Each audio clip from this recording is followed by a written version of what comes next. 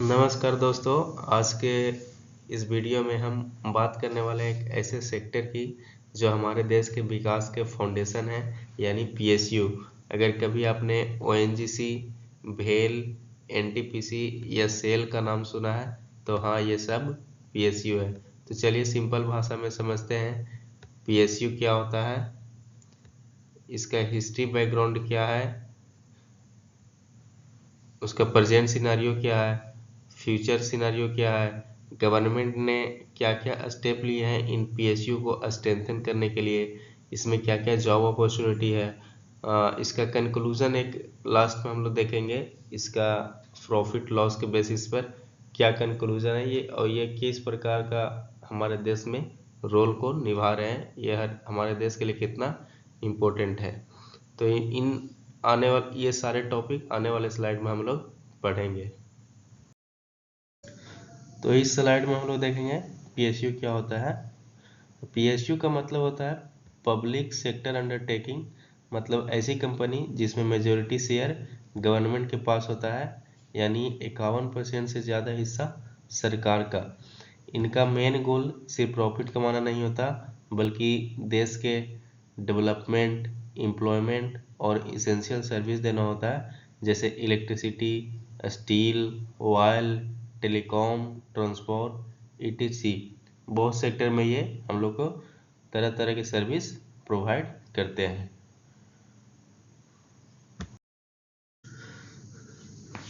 अब हम लोग इस स्लाइड में पीएसयू की हिस्ट्री के बारे में देखेंगे। पीएसयू का सफर हुआ इंडिपेंडेंस के बाद, जब इंडिया को अपनी इकोनॉमी बिल्ड करनी थी। उस समय प्राइवेट सेक्टर इतना स्ट्रांग नहीं था, इसलिए सरकार ने इंडस्ट्री को खुद चलानी शुरू की। जैसे स्टील के लिए सेल हो गया, एनर्जी के लिए एनटीपीसी, ऑयल के लिए ओएनजीसी, और भी बहुत सारी कंपनियां हैं। यही कंपनी देश के इंडस्ट्रियल ग्रोथ की बैकबोन बनी। जैसे आप देख सकते हैं यहाँ पे सेल हो गया, एनटीपीसी हुआ, और ये ओएनजीसी और बहुत सी कंपनियां हैं। अब हम लोग बात करेंगे पीएसयू के प्रेजेंट सिनारियो के बारे में। तो आज के समय में पीएसयू हर सेक्टर में है, जैसे एनर्जी हो गया, banking, insurance, telecom, defence and transport sector हो गया। कुछ मेजर पीएसयू जैसे Indian oil, power grid, NTPC, ONGC अब भी प्रॉफिट कमा रही है और देश के जीडीपी में बड़ा योगदान देती है। लेकिन कुछ पीएसयू लॉस में भी है, कंपटीशन के वजह से या टेक्नोलॉजी के वजह से। जैसे में आप बीएसएनएल और एयर इंडिया तो अब प्राइवेट हो चुकी है, तो ये सब पीएसयू जो है अभी लॉस में चल रहे थे, तो एयर इंडिया को प्राइवेट कर दिया गया है। बाकी बीएसएनएल भी लॉस में है, लेकिन अभी ये प्राइवेट नहीं हुआ है।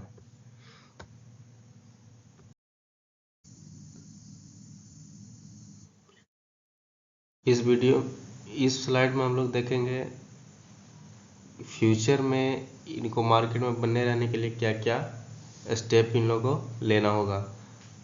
तो ये पहला aim to make PSU financial stronger, इनको फाइनेंशियली स्ट्रॉन्ग होना होगा, ग्लोबली कम्पिटिटिव एंड इफिशिएंट होना होगा। ये मार्केट में बने रहने के लिए इनको ग्लोबली कम्पिटिटिव होना चाहिए। फिर encourage public private partnership for faster growth, इनके ग्रोथ में अगर तेज़ी लाना है तो वो प्राइवेट और पब्लिक सेक्टर के जो भी इंटरप्राइजेज है उन दोनों में पार्टनरशिप ज़रूरी है। फिर है मॉडर्नाइजेशन एंड इनोवेशंस आर की for survival in future markets, मतलब फ्यूचर में जो मार्केट आने वाला है उसमें मॉडर्नाइजेशन और इनोवेशन इन लोगों के लिए बहुत ज़रूरी है। जो इन मॉडर्नाइजेशन और इनोवेशन को अपनाएगा वो फ्यूचर में ग्रो करेगा। तो ये था ये स्लाइड में। नेक्स्ट, गवर्नमेंट द्वारा लिए गए स्टेप इस स्लाइड में हम बताते हैं आपको, जो क्या क्या स्टेप ने सरकार ने लिए हैं एक पीएसयू को मॉडर्न और इफिशिएंट बनाने के लिए।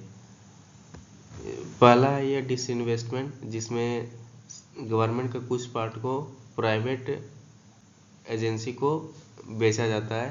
इससे सरकार का मानना है कि इनका इफ़िशेंसी इम्प्रूव होता है। नेक्स्ट है मर्ज एंड रियस टैक्सिंग, मतलब combining similar PSU to reduce cost and increase performance, मतलब सिमिलर टाइप को पीएसयू को क्या कर दिया जाता है, मर्ज किया जाता है।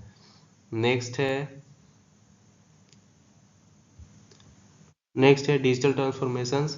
इसमें क्या किया करते हैं, adopting new technology and automations. PSU को ये गाइड किया जाता है वो नए नए टेक्नोलॉजी को अडॉप्ट करे और ऑटोमेशन पर फोकस करे। फिर है focus on strategic sector. Strategic sector पर हमें ज़्यादा फोकस करना होगा, जैसे डिफेंस हो गया, एनर्जी सेक्टर हो गया, इंफ्रास्ट्रक्चर पीएसयू या रेलवे, ये सब सेक्टर पर इनको ज़्यादा फोकस करने के लिए कहा जाता है। इस स्लाइड में हम लोग देखने वाले हैं पीएसयू में जॉब प्रोफाइल कैसा है और ये पीएसयू का जॉब किस प्रकार का होता है।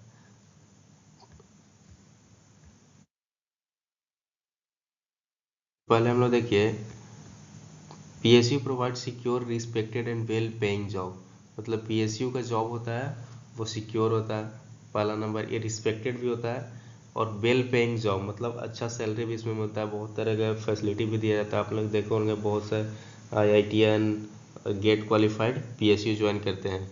और ये always focus raise life style, ये लाइफ स्टाइल को हमेशा मॉडर्न बनाने की कोशिश करता है पीएसयू को, इसलिए इसमें हमेशा आपको अलग अलग तरह की फैसिलिटी भी प्रोवाइड की जाती है।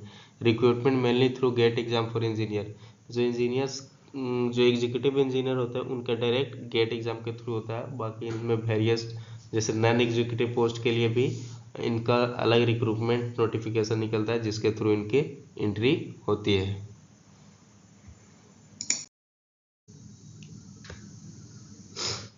इस स्लाइड में हम लोग देखते हैं इसका कंक्लूजन क्या है। PSU are the backbone of Indian economy and national builders. तो बिल्कुल हम लोग ये मान सकते हैं इंडिया के इकोनॉमी में पीएसयू का बहुत बड़ा रोल है, क्योंकि पीएसयू हर सेक्टर में है, हर सेक्टर में वो प्रॉफिट कमा कर दे रहा है, जिससे इंडिया इकोनॉमी ऑब्वियस है कि ग्रो कर रही है। दे ensure industrial growth, employment and self reliance. ये भी सच है कि ये इंडस्ट्री को ग्रो कर रही है, बहुत सारे युवाओं को ये एम्प्लॉयमेंट प्रदान कर रही है और इंडिया को एक सेल्फ रिलायंस प्रदान कर रही है, खुद के पैर पर खड़ा होना सिखा रही है।